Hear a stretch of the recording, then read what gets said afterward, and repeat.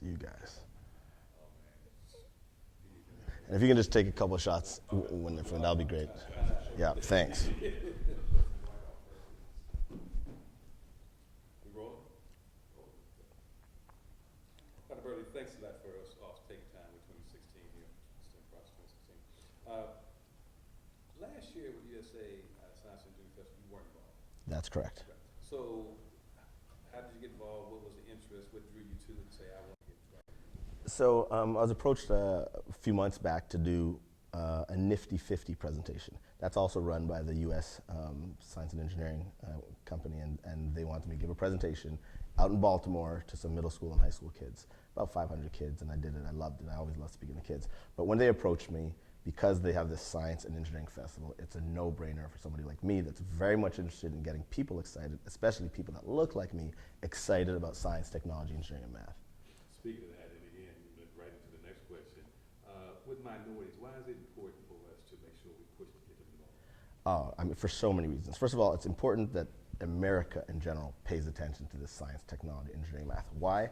You can't wake up in the morning and get throughout the day. And I challenge all you listeners, all you moms, all you young women out there, I challenge you, see if you can wake up and get through the day without being impacted by science, technology, and math. In other words, if you pick up your phone and you tweet or email, you're done. If you Google, if you eat food, it's genetically modified. If you wear clothes, it's material science that help make that. If you travel, use GPS. You can't get through the day today in the 21st century without being impacted by science, technology, and math. So that's the first reason that everybody needs to be in it. Secondly, job opportunities. They're talking about by the year 2018, 50% of the jobs in the United States of America are either directly or peripherally related to science, technology, engineering, math. And I'm not talking about getting a PhD at that level. I'm talking about even going to community college for 3 years, getting a good laboratory certificate, and you can start about $40,000 as a 19, 20, 21, 24-year-old. Unbelievable opportunities. Third, for our people in particular, the black and brown population, we are so far behind in terms of science. So if we make up collectively, if you look at African American, Latino, Native American, et cetera, we're about roughly 47% of this population in this country.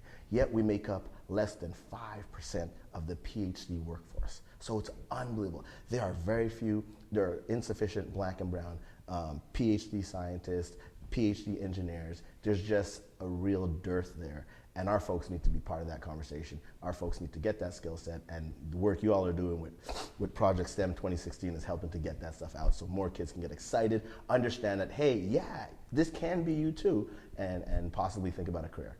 Appreciate it. Then, again, I guess you look back, and I guess maybe why we're behind, or one of the reasons we're behind, is that, science, math always kind of was, a mystery, something that's too difficult, it's too hard, you know what I mean? So I always had that stigma about it. Sure.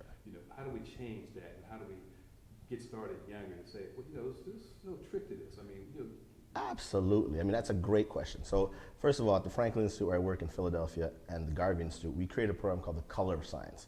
And we're not the only group that does this, but we've created this program called the Color of Science, and it's to showcase persons of color who are scientists and engineers. Because when you turn on the TV as a youngster, you're seeing singers, dancers. I love sports like the next person, no doubt about it. But the images we see, especially as young African-American boys and girls, are entertainers, actors, dancers, singers, and athletes. We don't see Jim West, who is responsible for the cell phone. He came up with the electret microphone that's in every single cell phone on the planet. And guess what? He looks like me and you. He's a brother from Virginia. But we don't know about that. Yet we know about LeBron, right? And I like LeBron, don't get me wrong, but it's this idea of we don't have enough images. So a program like the Color of Science showcases these persons of color who've contributed in major ways that impact us. So that's one really, really important thing that we need to do, just show those kids that role models do exist. The second piece to your question about it's not for us, it's kind of a black box, or it's a little scary, you don't understand it.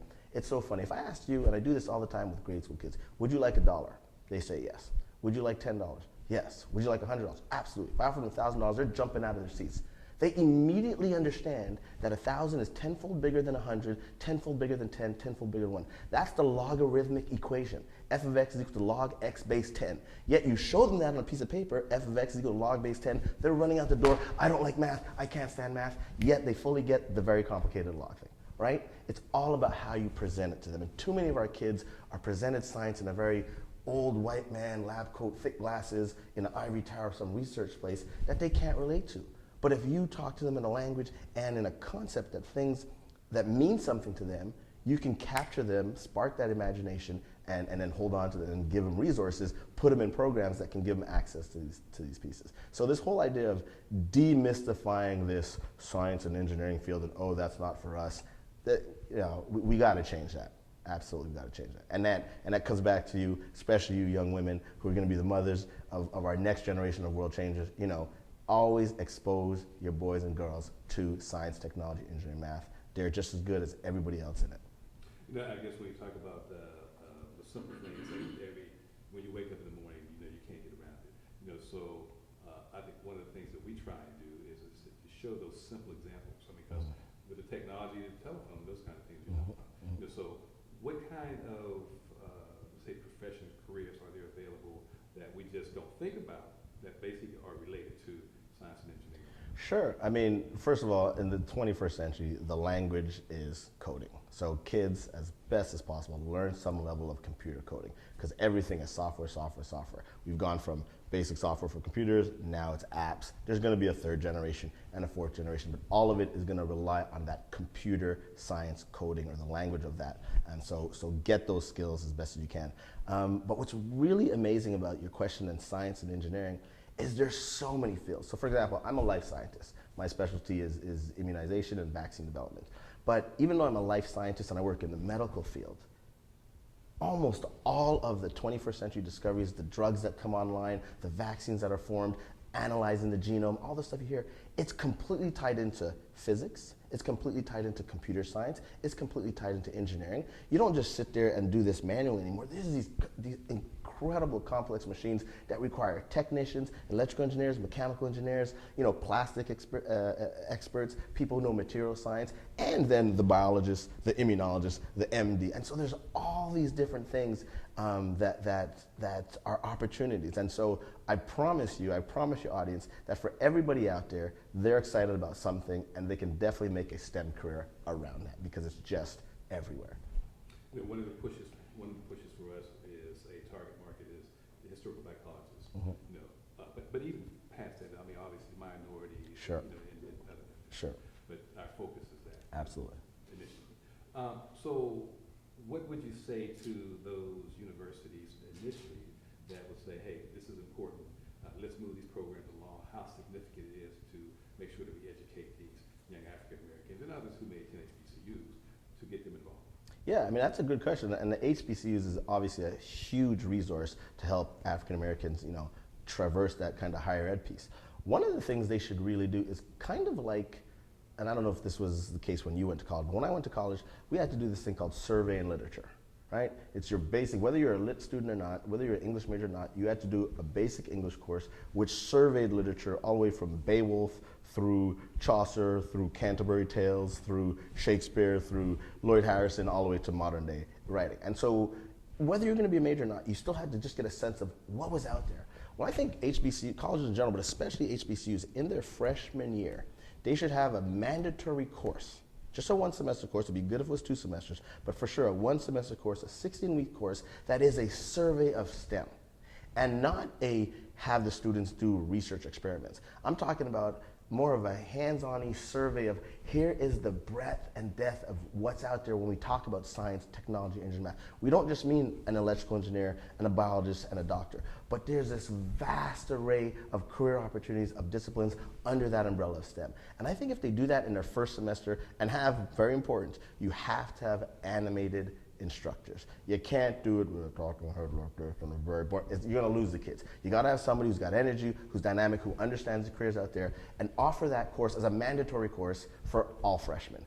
And what's going to happen is a lot of freshmen who came into STEM, first of all, will be excited that they picked STEM, because one of the big problems is people enter as freshmen, they matriculate into college in science, technology, engineering, math, and then by sophomore they switched out to social sciences. I love social sciences, it's very important, but if you wanted to be an engineer, you want to be able to get there. And so one, if you do this kind of course, the people who started in these STEM disciplines will be excited to try to fight the good fight to make it out in 4 or 5 years as a scientist or an engineer, or with a science undergraduate degree. The second piece is just really make sure that there are enough resources at your school. So if freshmen and sophomores have questions about what, can you show me a scientist that I can maybe mirror or shadow for a little bit? Can I do a research project over the summer with a scientist or an engineer so that I can get some of that experience while I'm an undergrad to test the waters and realize that, hey, I can really do this, I can achieve this. So two things. One, in summary, have a course, a really dynamic survey course, and two, get them exposure to people who have careers in this field so they can either mirror or shadow or have some of those kinds of research experiences. One of the things you just mentioned that's important to us is access and exposure. And so we found that hole missing. Like, our mission is to, specifically what you're saying, expose everybody to it. You know what I mean? So by way of all the media access that we have. Why hasn't that been done? I mean, why has it been overlooked? Sometimes you got to dig through the internet to find stuff that we've done. Oh, absolutely. That's a deep-rooted, tough question, which goes way back to goes way back to the Mayflower. Up into Santa Maria and how we got into this place in the first place.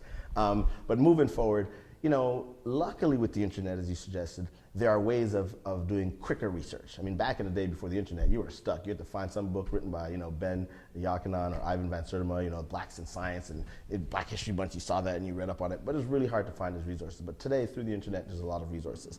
But it really takes the work that you all are doing, the work that Juliana Richardson with the history makers, in particular the science makers, the work that she's doing, taking these oral histories of living scientists. And I love that, because we always talk about Benjamin Banneker, Charles Woodson, you name it, during Black History Month, and they're great. We definitely have to know about George Washington Carver, one of the greatest scientists, but the problem is they're all dead.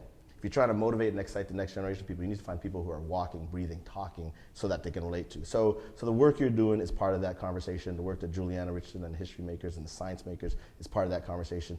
And we just got to mine, put the resources together, and then put it out there.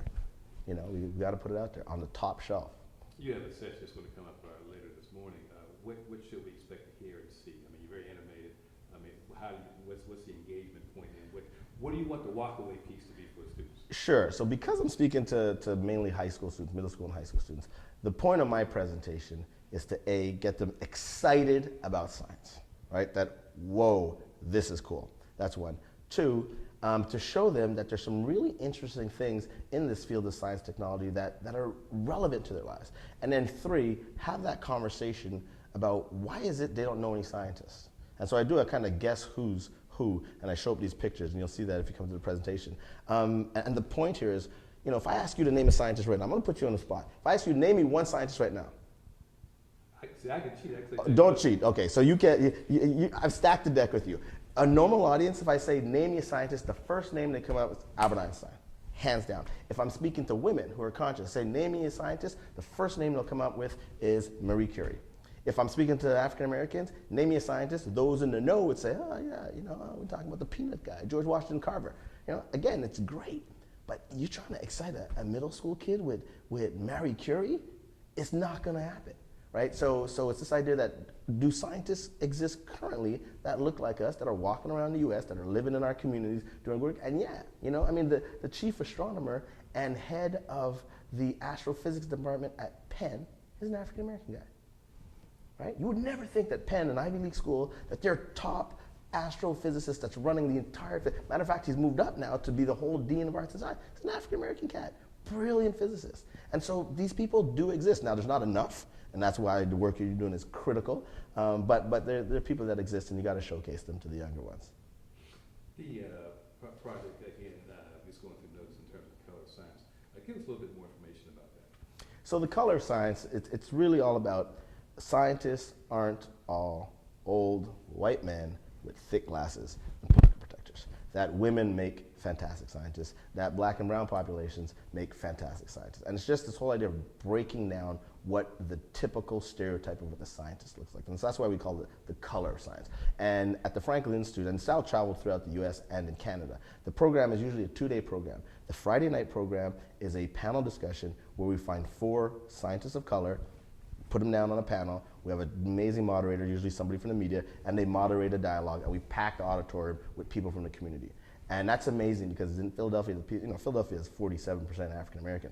The people in the community are like, oh my gosh, I had no idea these scientists were living in our neighborhoods and right there. So that's one. The second day is all about the kids. So it's called Your Passport to the Color Science. And we get about 350 kids that come to our museum, and we each give them a passport.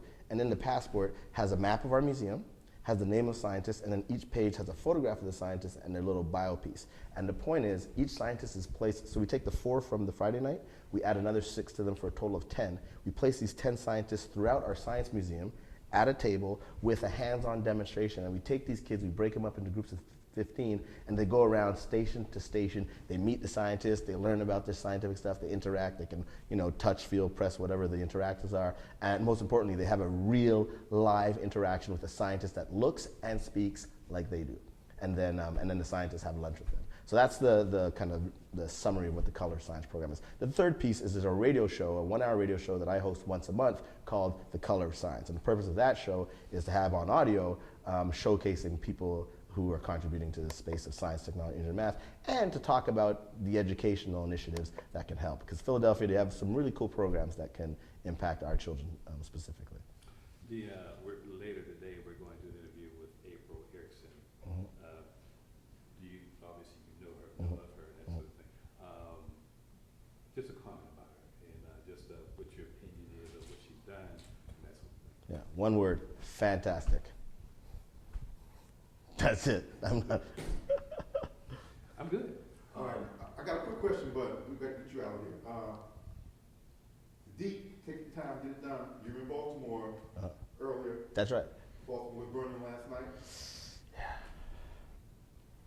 My feeling is we got to do more what you were doing to give young people something else to think about and take their activity to.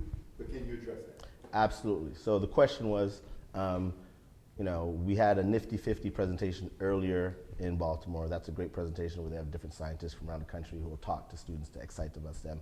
Conversely to what's been happening, the unfortunate tragedy in the last week with what's happening in Baltimore, of course there's that police issue that just still haunts us as young and old black men, but now the subsequent riots and whatnot. And I think the question really poses a very important issue that we need to provide alternatives and other outlets for all people, especially our youth. If they don't have other outlets, things like what's happening in Baltimore can snowball because that's what they, quote unquote, want to do or think they can do, and they don't necessarily think they have other options when in fact they do. So it's an interesting compare and contrast that, this great science and engineering festival did some work out in Baltimore, and a few weeks later we have this, what's just a horrible tragedy for this nation, in fact, happening in Baltimore, and we need to fix this and address that. One more question, if you haven't already answered. What got you interested in Oh, that's great. So I grew up in the 70s and 80s, and so I loved rap. I mean, from Rapper's Delight to The Message to then the Fat Boys and Run DMC to, you name it, Coogee Rap and Pole. I mean, I grew up loving rap, and I've always wanted to be an MC. And I can write amazing lyrics, but I just don't have that flow. One of the things to be an amazing rapper is not only can your words be good, as a matter of fact, there are a lot of rappers whose words are crap, but they still have a good flow and it's catchy. So I didn't have a flow, so I lost that. I also love basketball. I had a good crossover back in the day, could break some ankles, but I'm 5'7", and I wasn't as good as Spud Webb, so I didn't really see a career there. The third thing, though, that I really loved was I was just always curious. I always wanted to know why things were working, what was happening. And I'll give you one last story before I gotta go. So I had, the first video game I had as a kid was called Coleco Head to Head. I don't know if you all know it. It was, of course, way before PlayStation. It was around the times of the Atari and television and that. And so it was a little handheld one, and it was head-to-head football. Coleco, as the company, sold it. And I had it. I was like 9 years old. My parents let me buy it finally with my paper route money. And I bought it. And the problem is it took those D batteries, those 9-volt batteries, and it would chew through those batteries like that, and I didn't have money to keep buying batteries. So I said, you know what? Let me open the back. I opened the back where you put on the battery, and there was a red and black wire. So I was like, oh, that's a wire. I remember we had an old lamp that's in the garage that we're not using anymore. So I went to the garage, took out the wire, the plug part, cut that, fastened it to the red and black wire in the game, plugged it in the wall, and I played, and I gotta tell you, it was the best 8 seconds of my life. Then poof, the game blew. And right by the outlet, there was like charred kind of mark. And my parents are West Indian, so they're like, son, what you doing here? You're trying to blow up the house? This is not good. But anyway, what happened was, it clicked for me. And I had my aha moment where I was like, darn, That's way more complicated than just plugging something in. Like this thing called electricity, where's it going? What? And that whole kind of, I need to figure out things just bit me, and I always knew I'd be a scientist. So that's my story. So I want to thank Project STEM 2016 for the great work you're doing. I look forward to following all your videos and staying in touch with y'all. Great job. Are you doing promos at all? All right. Right. Hey man, I got to plug whoever. Unofficial promo. Yeah, you did.